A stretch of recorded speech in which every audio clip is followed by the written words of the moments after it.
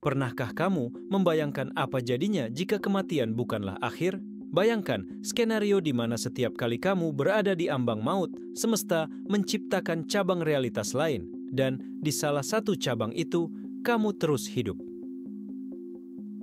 Gagasan ini dinamakan quantum immortality.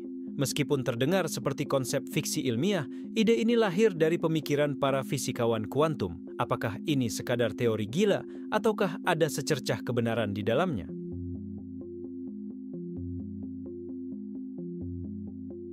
Quantum immortality berangkat dari salah satu interpretasi mekanika kuantum yang disebut many worlds interpretation. Teori ini menyatakan bahwa setiap kali ada peluang berbeda dalam sebuah peristiwa kuantum, semesta bercabang membentuk realitas-realitas baru. Dengan kata lain, alih-alih hanya satu garis waktu tunggal, kita mungkin hidup di semesta yang memiliki berjuta-juta jalur berbeda. Nah, dalam konteks immortality atau keabadian, terdapat pemikiran yang dikenal dengan quantum suicide. Bayangkan seseorang menjalankan eksperimen yang sangat berbahaya. Setiap detik, ada peluang tertentu orang tersebut meninggal. Menurut teori ini, setiap kali terdapat kemungkinan kematian, semesta bercabang dua. Di satu realitas, orang itu meninggal, sedangkan di realitas lain, ia selamat. Dan karena kesadaran orang tersebut hanya bisa merasakan dunia tempat dia tetap hidup, maka seolah-olah ia terus hidup selamanya.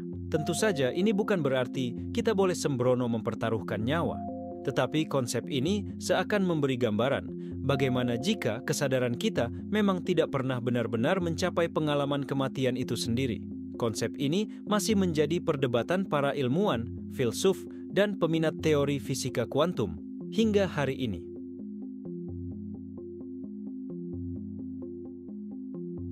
Mekanika kuantum menghadirkan dunia yang penuh misteri.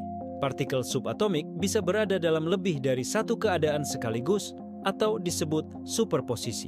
Begitu kita melakukan pengamatan, superposisi itu kolaps menjadi satu kenyataan. Konsep many worlds menyarankan bahwa alih-alih kolaps menjadi satu kenyataan, semesta kita malah mencipta semua kemungkinan realitas.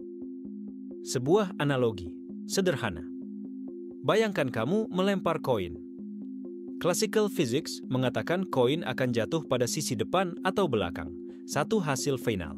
Sedangkan many worlds interpretation mengatakan semesta bercabang dua. Satu semesta di mana hasilnya sisi depan, satu semesta lagi di mana hasilnya sisi belakang. Lalu, di mana posisi kita? Kita akan hidup dan menjadi saksi atas satu peristiwa, sesuai pengamatan kita. Namun, bila setiap pengambilan keputusan menimbulkan banyak cabang realitas, bukankah kemungkinan tak terbatas itu bisa saja memberi kita garis waktu di mana kita terus hidup, apapun risikonya?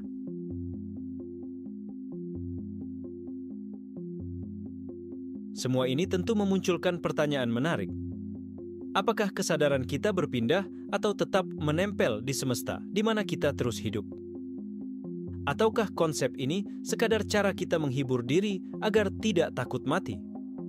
Banyak yang mengatakan bahwa quantum immortality tidak bisa dibuktikan secara eksperimental. Tentu saja, bagaimana kita ingin menguji teori ini tanpa berakhir tragis? Dan bagaimana kesadaran didefinisikan dalam fisika kuantum? Itu semua adalah pertanyaan mendalam yang belum terjawab, sekaligus menjadi bukti betapa sedikitnya yang kita pahami tentang kesadaran dan realitas. Namun, satu hal yang pasti, konsep ini mendorong kita untuk memikirkan kembali apa arti realitas dan kehidupan. Apakah kita benar-benar hanya berada dalam satu realitas tunggal, atau justru kita adalah bagian dari sesuatu yang jauh lebih besar dan rumit daripada yang bisa kita bayangkan?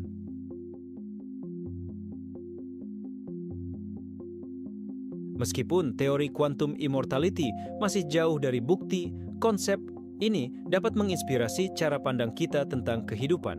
Setiap detik yang kita miliki sekarang adalah sebuah keajaiban, bahwa mungkin di semesta lain kita tidak lagi memiliki kesempatan yang sama. Bayangkan betapa berharganya hidup ini jika memang kita hanya menyadari realitas di mana kita masih diberi napas untuk bernapas. Kita sering lupa untuk mensyukuri hal-hal kecil. Kita kerap menunda mimpi dan menahan diri untuk mencoba hal-hal baru. Tetapi dengan sadar bahwa kehidupan adalah sesuatu yang istimewa, meskipun mungkin tidak abadi, dalam artian fisik, kita bisa lebih menghargai momen-momen berharga yang ada di depan mata kita saat ini.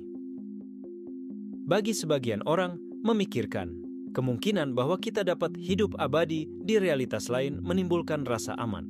Tetapi tak sedikit juga yang berpikir itu justru menakutkan, karena berarti kita tidak akan pernah benar-benar lepas dari siklus hidup ini. Terlepas dari itu, kita tidak bisa menafikan bahwa konsep ini menuntun kita pada kekaguman terhadap keindahan alam semesta. Pada akhirnya, mungkin yang lebih penting adalah bagaimana kita memanfaatkan waktu yang kita miliki di realitas ini. Bagaimana kita memaknai setiap momen bersama orang-orang tercinta, bagaimana kita bertindak untuk mewujudkan impian, serta bagaimana kita tumbuh menjadi pribadi yang lebih baik dan lebih bijak. Kita tidak pernah tahu rahasia besar di balik skenario semesta, tetapi kita selalu bisa memilih jalan terbaik di kehidupan yang kita jalani sekarang.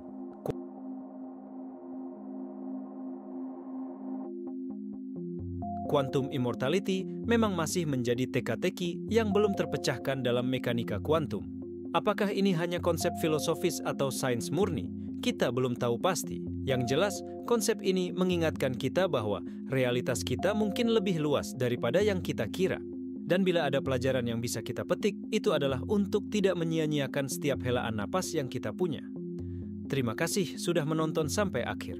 Semoga penjelasan tentang quantum immortality ini menambah perspektif baru bagimu. Jika kamu menyukai video ini, jangan lupa berikan like, dan bagi yang belum, silakan subscribe agar kamu tidak ketinggalan konten menarik lainnya. Bagikan juga ke teman-temanmu yang suka membahas topik misteri semesta dan filosofi kehidupan. Sampai jumpa di video berikutnya, dan ingatlah, hidup ini adalah anugerah yang sangat berharga. Nikmatilah setiap detiknya.